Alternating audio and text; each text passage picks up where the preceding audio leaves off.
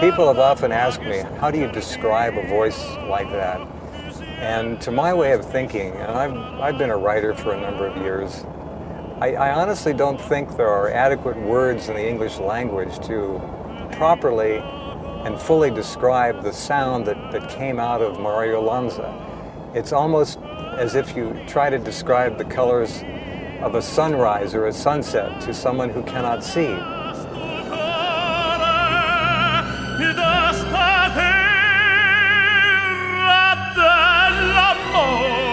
Mario Lanza was the greatest American tenor of his time. With a golden voice and looks to match, he made audiences swoon for most of a glorious post-war decade. His films and recordings brought opera to the masses. He was the first tenor superstar and a major influence on many other singers, from Elvis Presley to the Three Tenors. Finché in ciel brilla una stella e la luna splenderà, il più bel con la più bella tutta notte danzerà. Mamma mia, già la luna e mezzo a mare. Think Tom Cruise with a voice. He had this wonderful Italian-American dazzling smile, which, matched with the voice, was sensational. You could not tell him how to sing.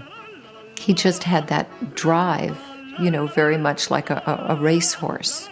And when you let a racehorse out, they go.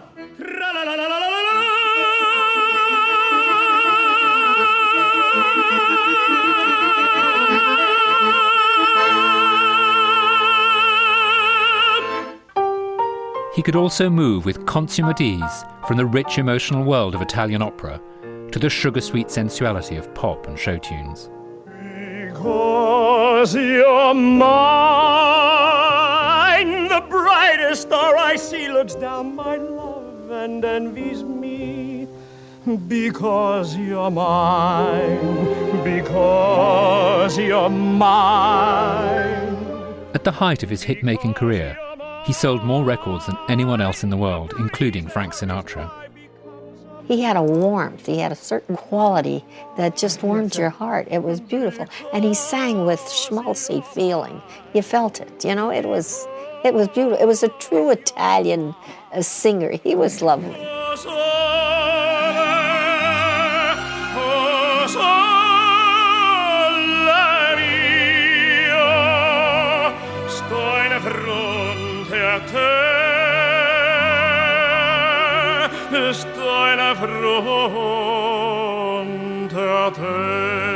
It sounds to me as if there were probably 2 or 3 people in one person, in terms of the amount of passion and emotion that were assembled in that one human body.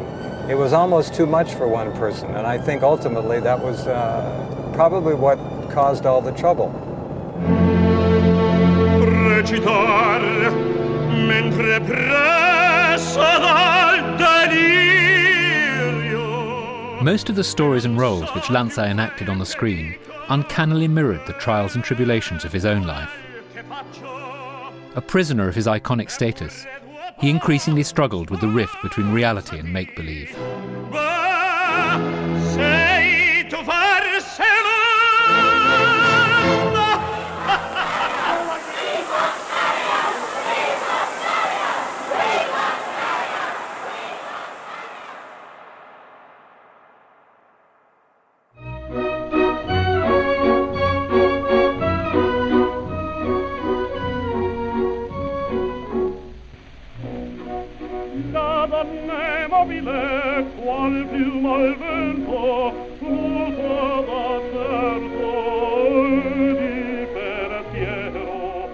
Italian opera could be heard all over Philadelphia's Little Italy, the birthplace of Alfredo Cocozza, America's future singing superstar. Freddie's mother was a strong and attractive woman, devoted to her son, whom she invariably spoilt. His father was a First World War veteran and an invalid. Freddie's grandfather, an immigrant from southern Italy, was an opera fan with a large collection of 78s.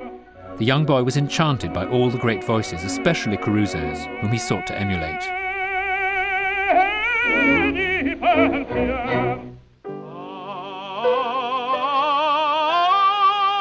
In other respects, he He was a perfectly ordinary teenager, not an A student, but a keen bodybuilder with an eye for the girls.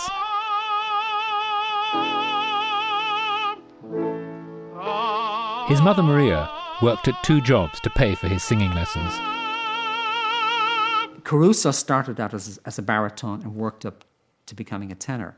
With Mario, from day one, he had this extraordinary voice, this golden voice, this ability to communicate with his voice that most singers will take 10 years to develop. Mario had it from the get-go.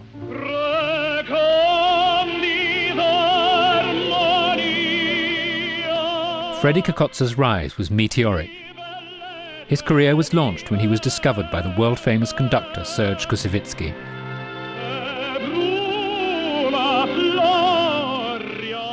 His sights set on the Met and La Scala, the boy from South Philly upgraded his name to Mario Lanza. After a brief and mostly unhappy spell in the Air Force, he married his army buddy's sister, Betty. His singing received rave reviews, and he was soon snapped up by RCA's prestigious classical division. The young tenor seemed all set for a brilliant operatic career.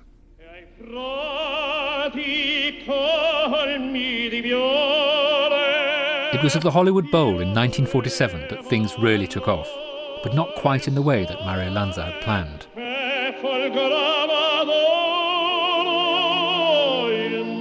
Louis B. Mayer, the boss of MGM Studios, on the lookout for a singing Clark Gable, heard Lanza. He was thunderstruck and instantly saw the young tenor's potential.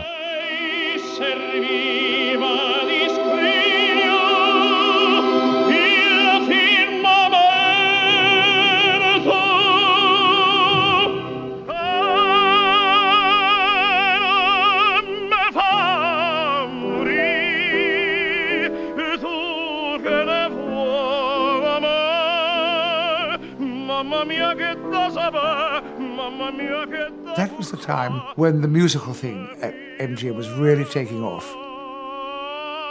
He was probably the first Italian singing star. And Italian always has this glamour of sex and whatever. So he was on a real roll. And Mayer adored him.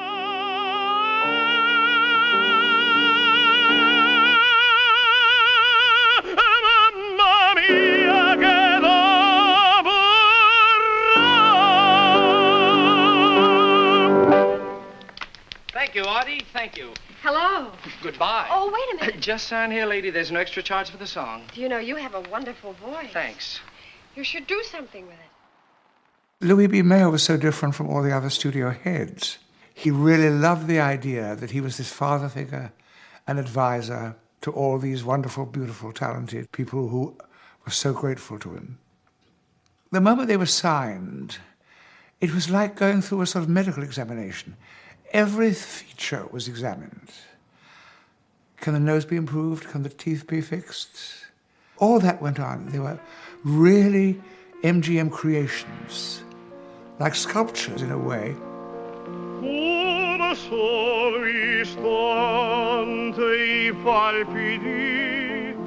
When Mario was signed by MGM, he's a little overweight, 25 pounds. And Louis B. Mayer had a trainer on the set, a man named Terry Robinson. And Terry was put in charge of getting Mario in shape for the picture. And that was the beginning of an extraordinary friendship. Well, I didn't know anything about this boy, except I noticed he was very good looking. Dark eyes, dark hair, and good shoulders. And I looked at him. The first place I looked was where he needed to lose weight. He was husky but chunky. And I said, if Mr. Mayer wants me to work with you, whenever you're ready, we can go to work.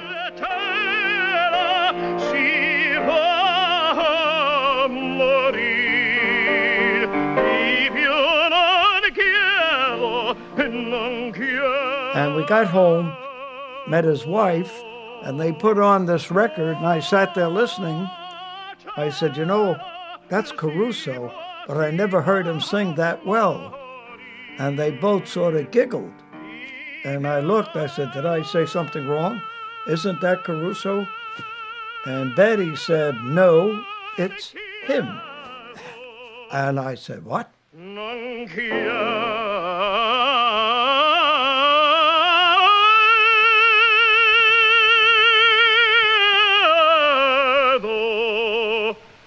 Chi può morir, sì morir d'amor.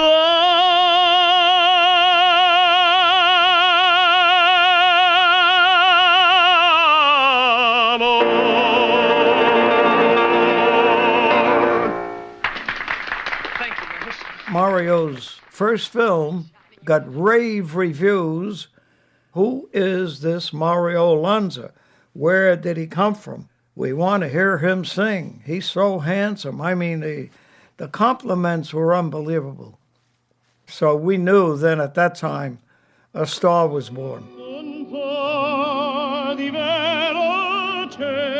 During the pre-production period for that Midnight Kiss, Lanza made his one and only stage appearance in a New Orleans production of Madama Butterfly.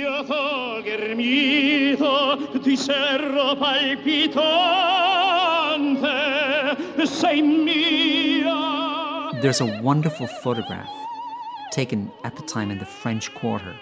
I always think that photograph is prophetic because instead of continuing what could have been an extraordinary career on the opera stage, what we see is a hint of what was to come. This extraordinary, charismatic, handsome, supremely talented man who was going to become one of the biggest movie stars in the world. Un po' di vero c'è, tu lo sai perché, perché non fugga più. Ironically, in his next film, The Toast of New Orleans, Lanza returned to Madama Butterfly, but only singing brief highlights from the work. From then on, he remained a movie star playing the part of an opera singer, however much he yearned for a fully fledged operatic career.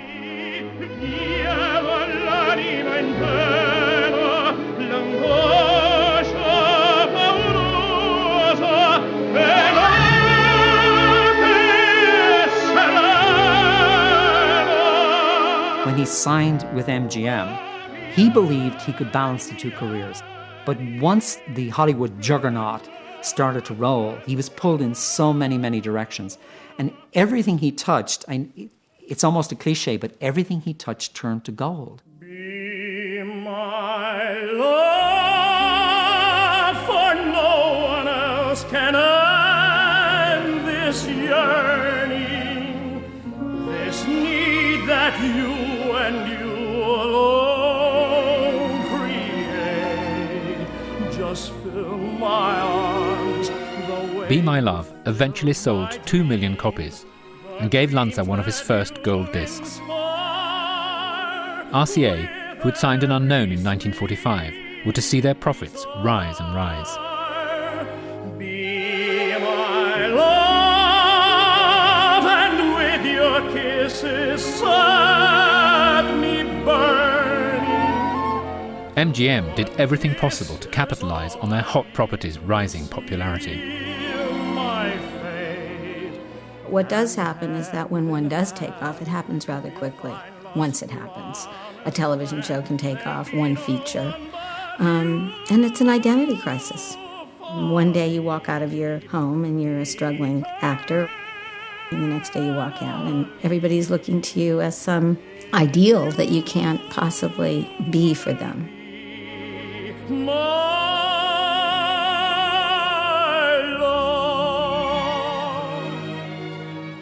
This whole idea that a major studio, particularly Louis B. Mayer, ruined people is wrong.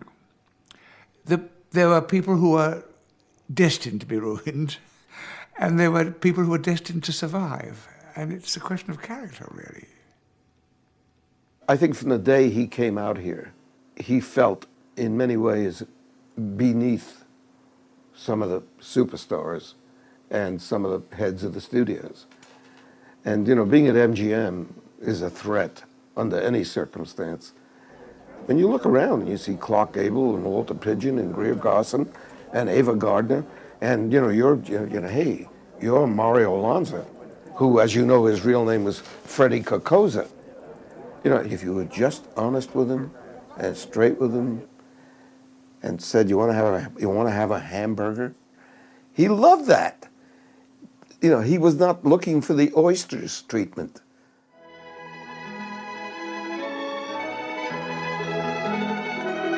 Naples, Italy, February 27, 1873.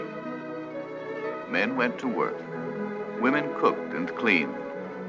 Babies were born. A day like any other day, except at the Caruso home.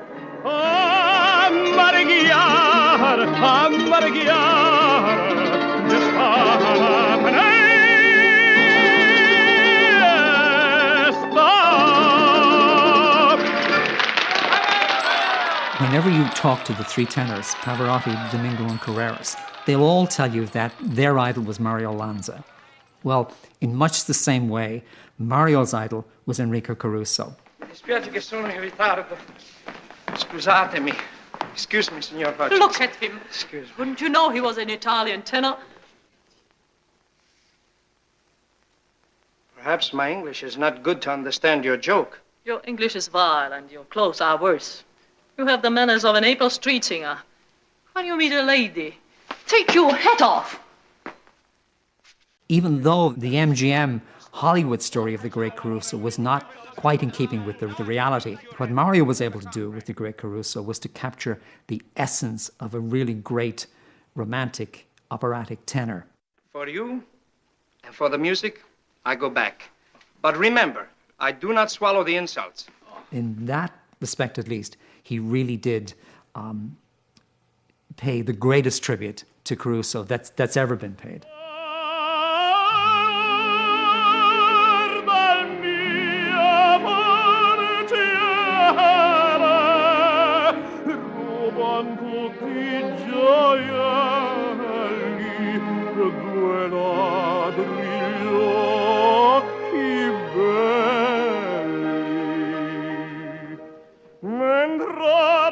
The Great Caruso is in many ways the perfect Lanza vehicle. And yet here, as in most of his other films, he's impersonating an operatic success story, one to which he aspired but could never match. Had he not gone to Hollywood, there is no doubt in my mind that Lanza would have eclipsed Caruso. He lived whatever he sang. The diction, the lyrics were very important. He told the story.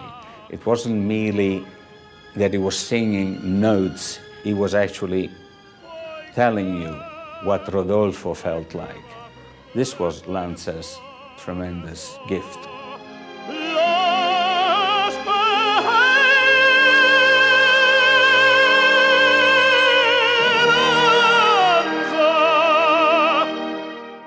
The Great Caruso was an enormous box office hit, defining for a very wide audience the romance and glamour of opera. People hailed Mario as an American Caruso, which of course he was not. He was not an opera singer per se. He was a popular tenor who sang opera on the screen and on record. And the comparison is, to me, it seems completely wrong. And it put a lot of pressure on Mario.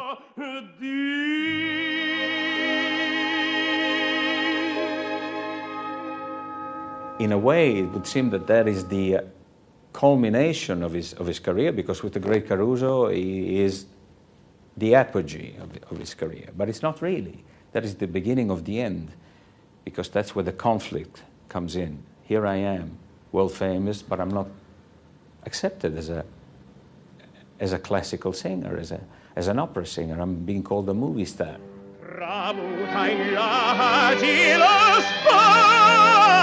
Del pianto in una smorfia e si inquietò il dolor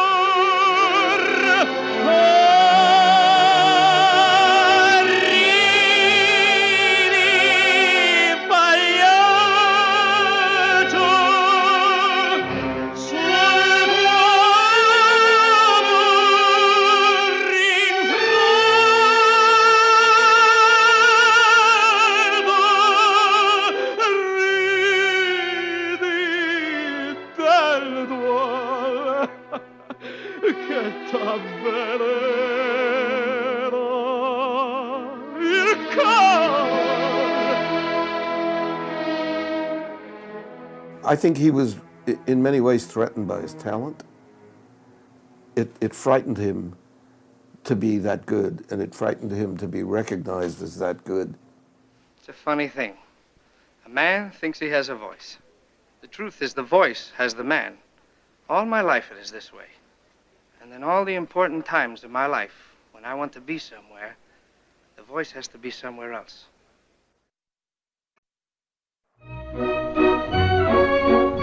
There's an awful lot of stimuli coming at you. It can be very, very traumatic. A lot of demands. And not just a sense of not knowing yourself, but not being able to live your own life. And so one wants to be numbed. You know, that can often lead to some kind of self-destructive behavior, and it's what you hear about alcohol and pills and eating. Whenever he got very depressed, his solution was always the same: get drunk, just drink heavily. Often when he would drink some, you know, socially, and he could be very, very funny. But when he got too much to drink, he could be very nasty, and he would lose control of himself. You don't know what he was liable to do. He went from the nicest, sweetest kid in the world to someone you don't want to be around when they drink. He was very strong, by the way. There were times, yes, when you had to hold him down. Fortunately, I was able to do it. He was the only guy they could assign to Mario Lanza. I mean, I saw them many times where Terry would grab him physically and restrain him and say, "No, Mario." And just that would give Mario enough time to catch his breath and think about whether he really had to go after this person. Whatever personal demons he had inside, whatever sense he had that he was not following the true path, he overindulged. And again, the excessive drinking, the excessive eating affected his health terribly. For the movies, they wanted him looking like Tyrone Power. And tenors, by and large, don't look like Tyrone Power. And it took a terrible toll on Mario's well-being, because he really did sing well when he was heavy. But he filmed best when he was thin. So there was always this war going on. He would pre-record the songs in the studio at a heavy weight, and then he would go and lose 50, 60, sometimes 70 pounds before he would make the movie.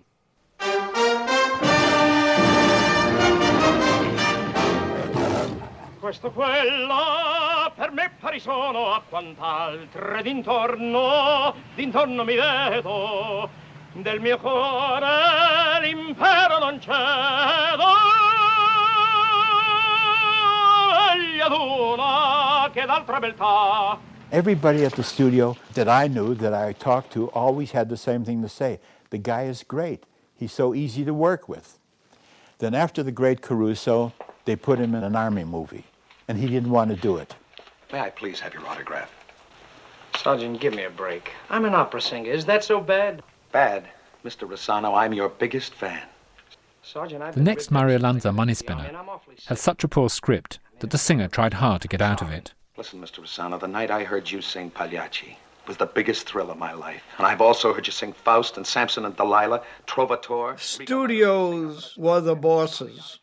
You were placed under a contract in my day, and you did what the studio told you to do. You made the film they asked you to do, and everything was the dollars and cents. In the future, Rossano, remember that you're not an opera star anymore. You're a soldier. And from what I've seen, a half-baked one.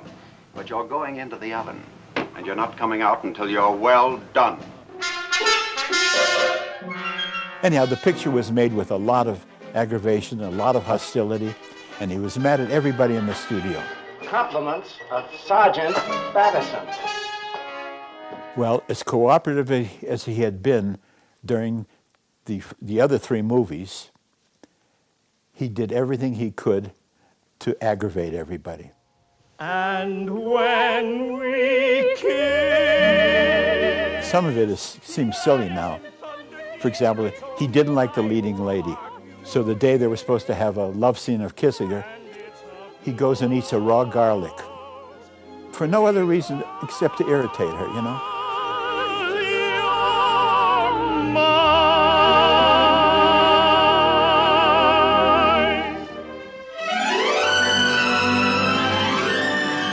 Inner demons didn't prevent Mario Lanza from singing beautifully. The voice and intense passion it expressed continued to captivate his audience, with sell-out shows and million-selling records.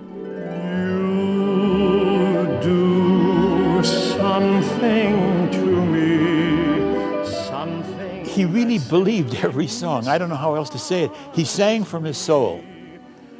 When he sang a love song, he visioned himself making love to a woman. You have the power to hypnotize me. He was a very attractive man to women. And God knows there were a lot of attractive women for him to be attractive to. That you do so well. If Mario held somebody's hand and was talking to her, look out. He didn't have to send her strawberries, flowers. He didn't have to send her chocolates. It was there. It was in the eyes. It was in the vibrations, whatever you want to call it. This man looked me over. It felt like he was undressing me. I've never, I was a little uncomfortable. Nothing I could do. But he kept his eyes on me. And he looked me up and down and up and... It was something literally I'll never forget.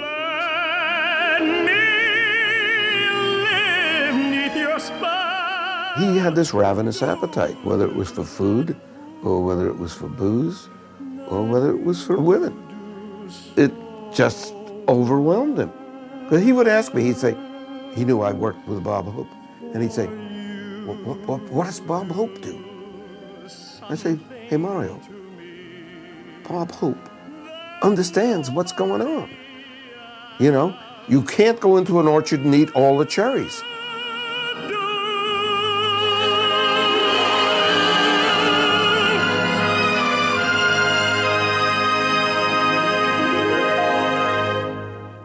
Betty was his greatest fan.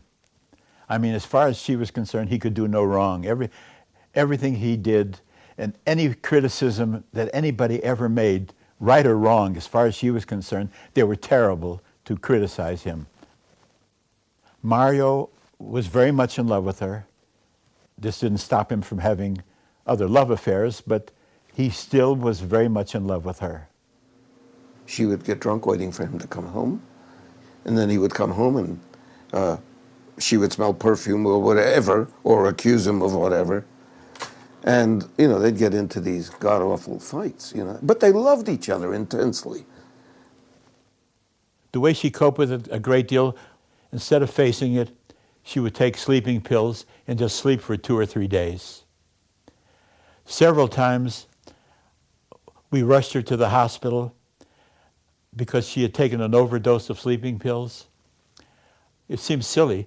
In the house there with enough food to feed an army, she was suffering from malnutrition because she would sleep for days and not eat. I'll see you in my dreams.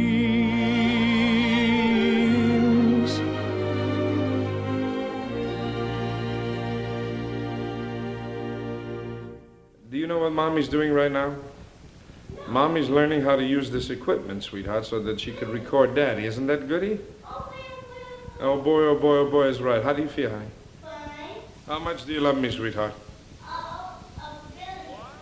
You mean to tell me that you love me only more than 1 million? Well, I love you, sweetheart, so much, you'll never know.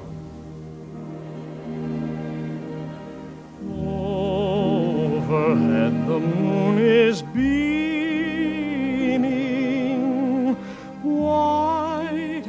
After troubled times on Because You're Mine, Lanza embarked on his next MGM movie, The Student Prince, with great excitement. As always, the soundtrack was recorded before the shooting began. filling all the air with dreaming. But try though I may, I cannot hide this passion inside that won't be denied. He really was singing like a god in those days. And most of the recordings were done in single takes. Now, it's extraordinary when you listen to the caliber of the singing on that album, to think that you could accomplish that in a single take. I mean, today people will do 20, 30 takes sometimes, even partial takes to get a song right. Mario walked into the studio and he nailed those recordings. Lanza's father figure, Louis B. Mayer, had been replaced as studio boss at MGM by Doris Shary. Doris Shary assigned Curtis Bernhardt to direct The Student Prince, and Bernhardt and Mario did not get on well together at all. During one of the rehearsals, Curtis Bernhardt suggested to Mario that his recording of Beloved, one of the new songs for the picture, was too emotional. And he suggested, less than politely perhaps, that Mario re-record the song. Now, you can criticize Mario Lanza's acting, but criticizing his singing was something he would not entertain at all. He was furious. He immediately requested that Curtis Bernhardt be removed from the production, and he walked off the set. And I told Mario, I said, you know, Mario, it's not going to work that way. The studio cannot afford to have any actor tell them who's going to direct the picture and who's going to... In addition to that, you're under contract. Doris Shary refused to remove Bernhardt, keeping in mind that they'd had some difficulties with Mario and his temperament, if you will, on the set of his previous picture, Because You're Mine, and the result was a stalemate. He said, who's going to do the picture? They can't do the picture without me. They've got the music, but they can't use it.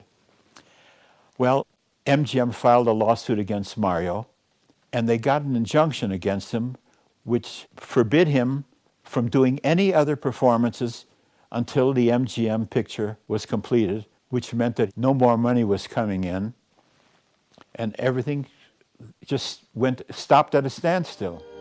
But try though I may, A solution was eventually negotiated with MGM. They would use Lanza's excellent existing recordings for The Student Prince, but another actor would lip-sync through the songs. If this be madness, then call it madness. I only know I'll never rest till you are mine. Drink, drink, let the toast on. The MGM lawsuit was finally dropped, but not surprisingly, Lanza was thrown into a deep and long depression. Every true lover salute his sweetheart. Let's drink!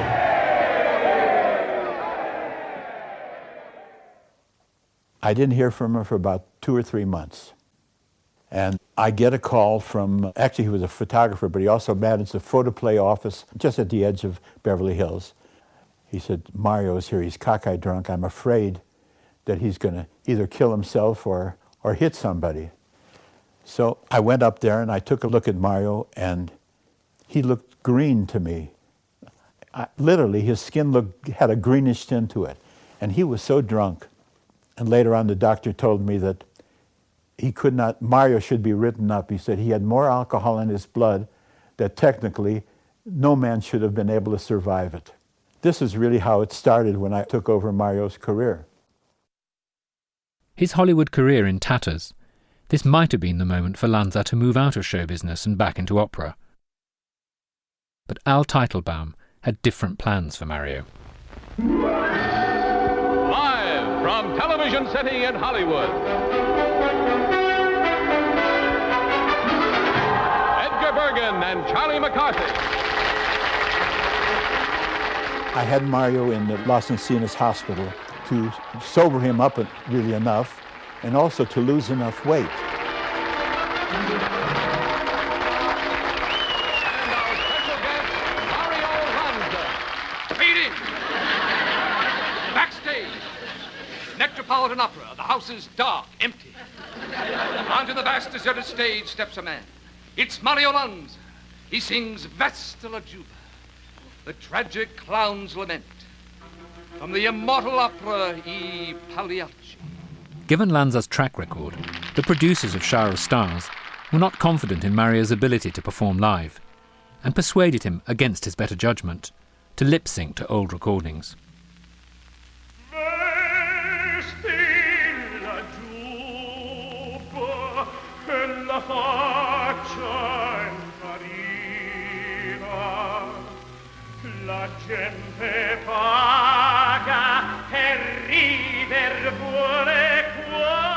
They had invited several hundred members of the press, and James Bacon had heard that these were old recordings. So Mario, trying to protect himself, said, well, I made them this afternoon, which of course was not true.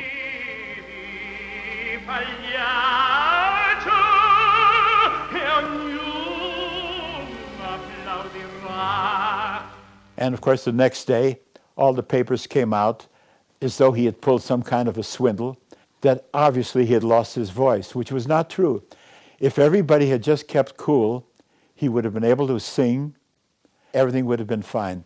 He proved it later with another performance on the Shower of Stars, where he did sing, and but by that time, the bad publicity was such that most of Hollywood was poisoned as far as he was concerned.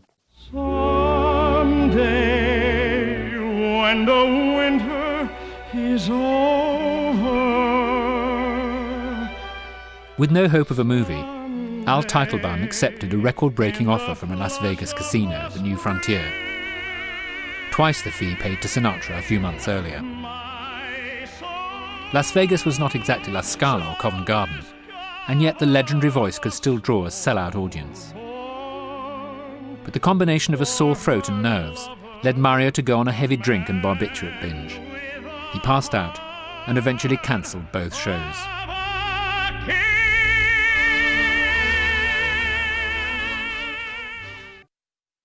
After the Las Vegas cancellation, which was a disaster, Mario was in a major depression. People implored him to forsake show business, forsake Hollywood, forget about Las Vegas, and concentrate his extraordinary talents on the opera house. Instead, he turned again to the movies.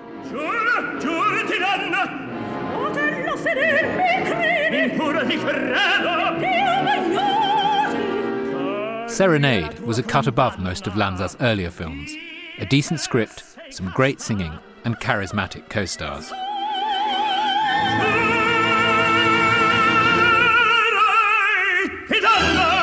His voice was magnificent. There was nothing wrong with the voice.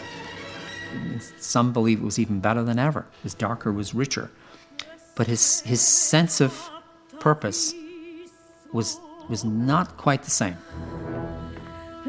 Why is he going off stage? Where is she? Bateman, get back on the stage. If at any point in his career Mario should have turned to the upper stage, it was then. I always got the sense that he felt at that point in his life he was revisiting past glories, that Mario really was never happy again making movies. There's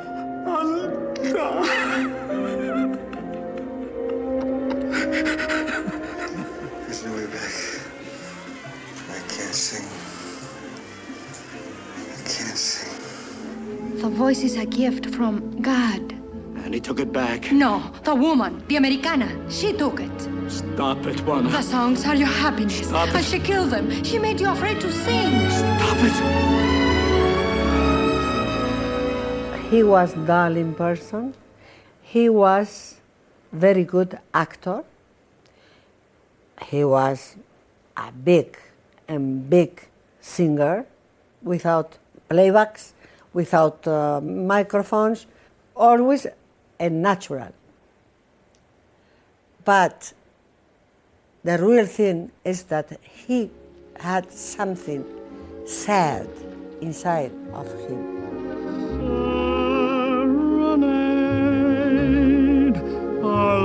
love's a serenade. Yo hice una amistad muy grande con él. Yo le gustaba muchísimo, pero muchísimo. Lo que pasa que yo, como estaba en un momento de ruptura con una persona que llevábamos 4 años ya juntos, y entonces al conocer a Mario, pues si yo llego a estar libre, Mario y yo hubiéramos tenido unas relaciones amorosas muy bonitas. I love you. Always, always.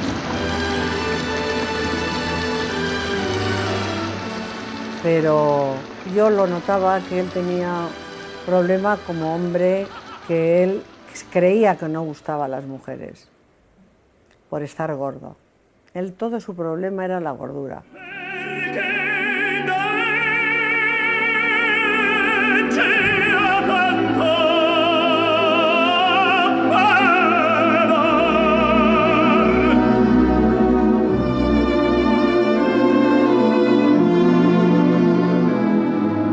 Serenade is in some ways Lanza's most accomplished movie, but generally negative reviews depressed him, as he'd very much hoped the film would relaunch his career.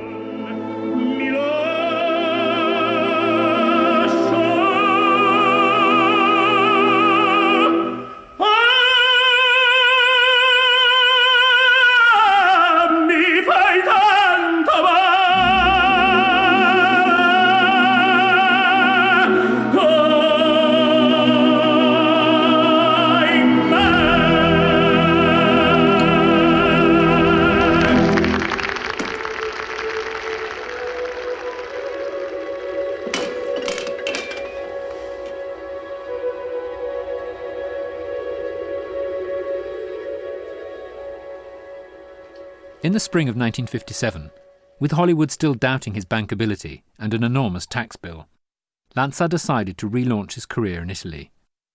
He was never to return to the USA. The Italians warmly welcomed the American-born superstar as a long-lost returning native.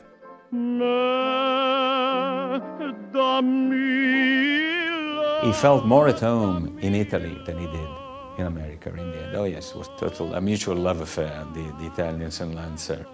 Che bella cosa è una giornata sola e un'aria serena. A Roma pensava di ricominciare, ma non tanto a fare cinema. Lui quando ha rilasciato un'intervista quando è partito dagli Stati Uniti e quindi ha detto voglio dimostrare che io non volevo la mia faccia stampata sui dollari, cioè volevo essere me stesso, volevo essere solo Mario Lanza e volevo cantare, io lo dimostrerò qua in Italia e ce la farò. Lui pensava forse di ritrovare sia le sue radici, ma di ritrovare anche nella terra del canto, che è l'Italia, un modo per poter emergere come tenore, non soltanto come cantante, attore.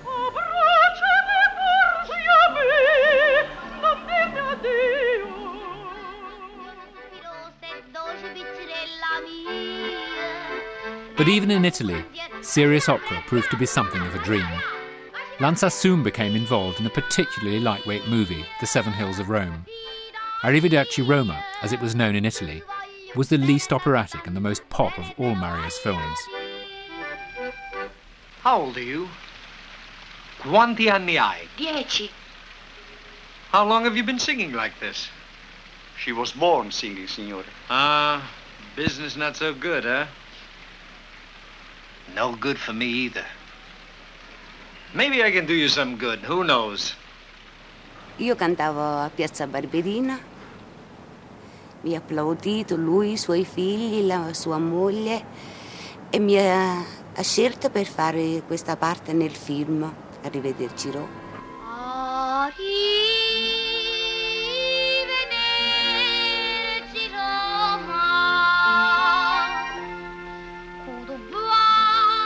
The studio had different girls that they want little children they wanted to sing with him. He wouldn't do it. He said, I want that girl.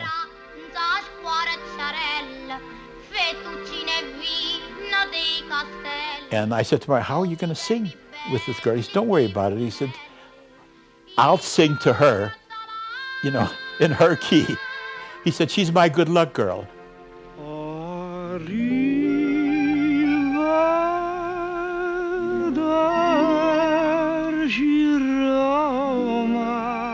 E lui mi diceva, tu verrai in America con me perché tu questa voce che tu c'hai non la devi sciupare, perché l'hai bellissima questa voce.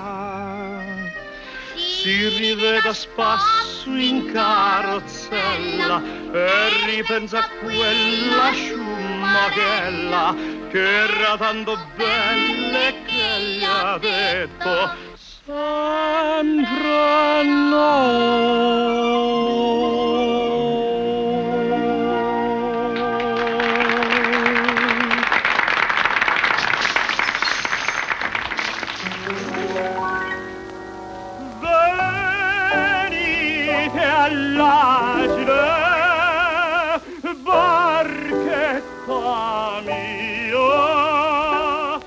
Although he was struggling as before with self-doubt, alcohol and depression, Lanza hadn't lost his PR touch, displayed here in an American religious TV show recorded in Italy.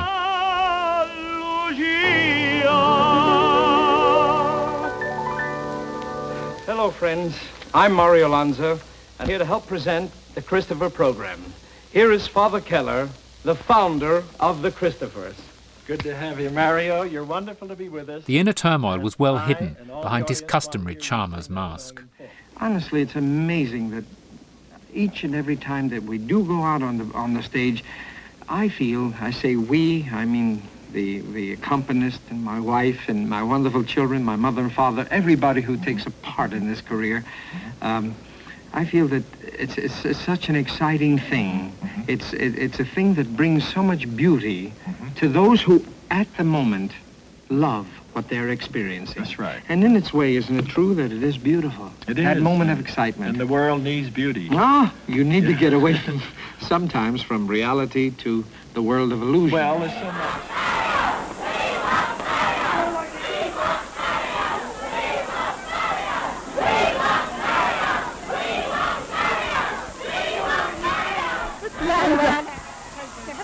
Mobbed to death by your fans. I have some questions which they have asked me to ask please. you.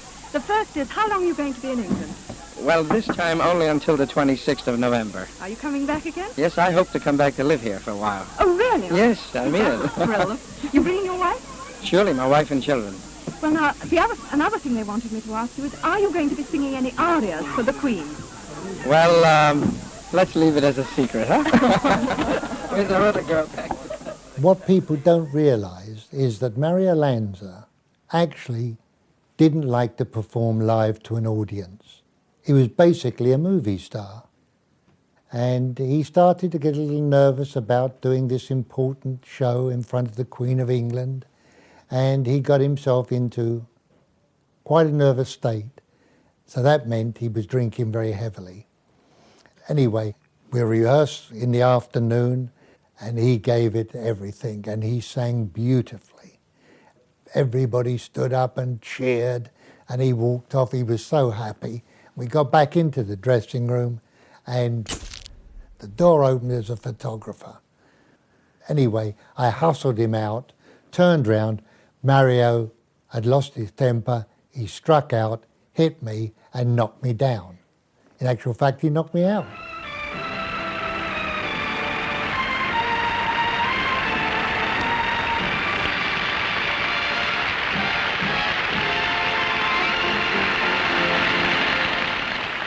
It took a long time, but I just want to talk to you, the English people. It took so much time. May I say hello? That's all.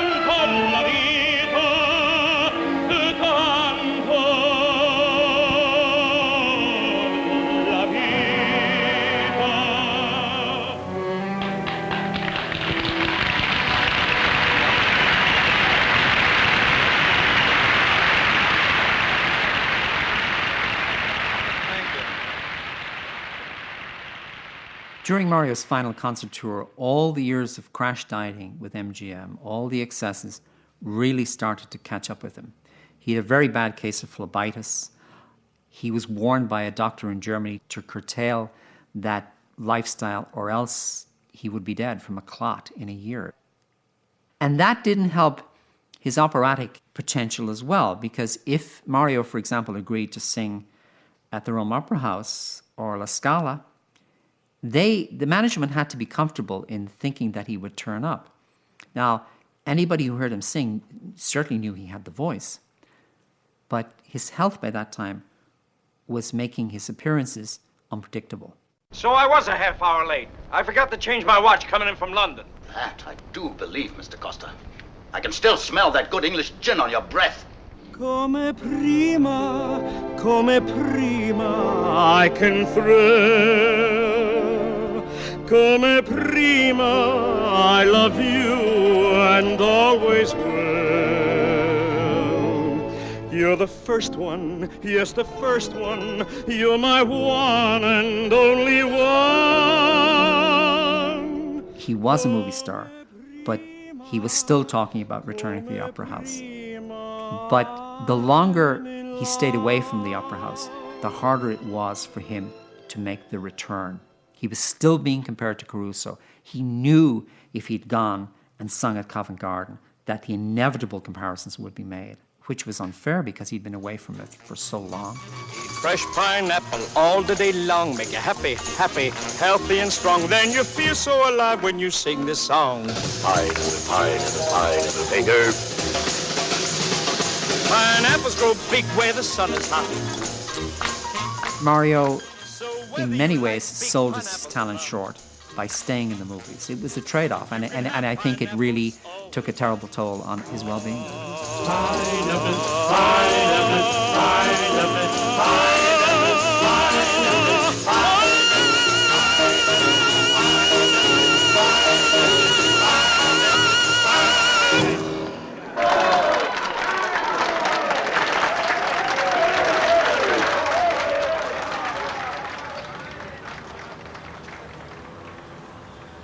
Veniva qui spesso per le cure dimagranti.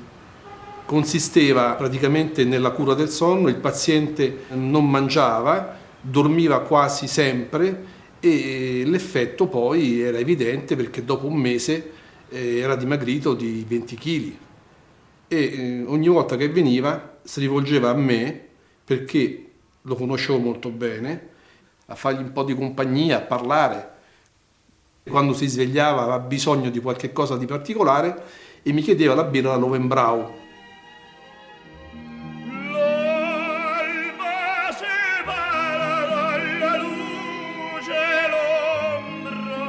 Cantava le opere, alcuni tratti delle sue opere, no? E forse perché voleva riscaldarsi un po' la voce, forse perché voleva vivere un momento felice, forse perché voleva dimenticare alcune cose.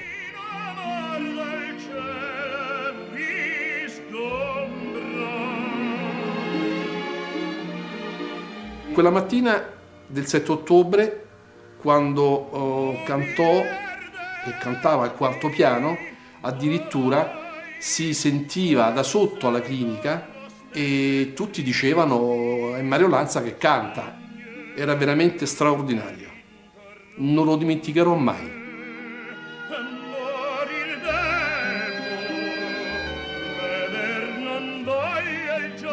E poi incredibilmente si seppe che era appunto deceduto all'improvviso.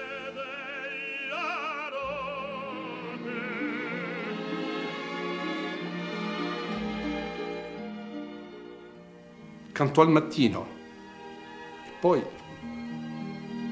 morì nel pomeriggio.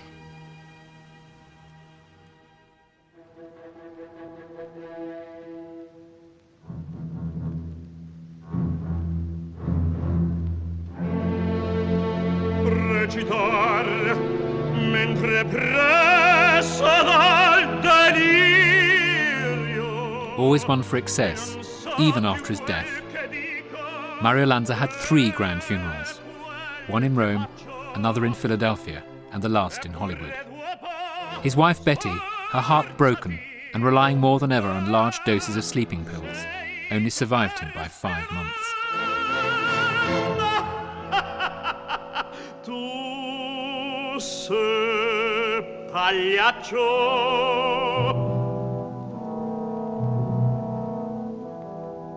He put on this bravado all the time, but really he was one man who was completely insecure.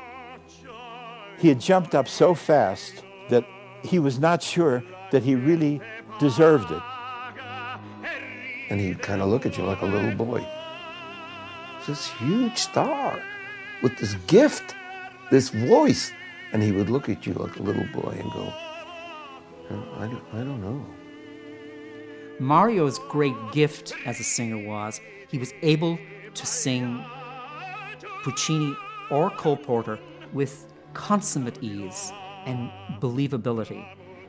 And that ability to move between the two worlds really trapped him where he was.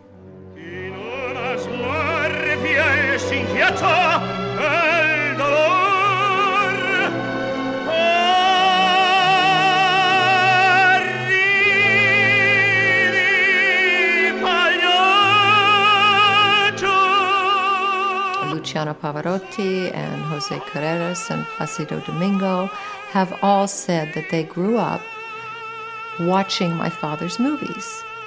And if he hadn't done movies, made the movies, it would have been lost to the generations that followed.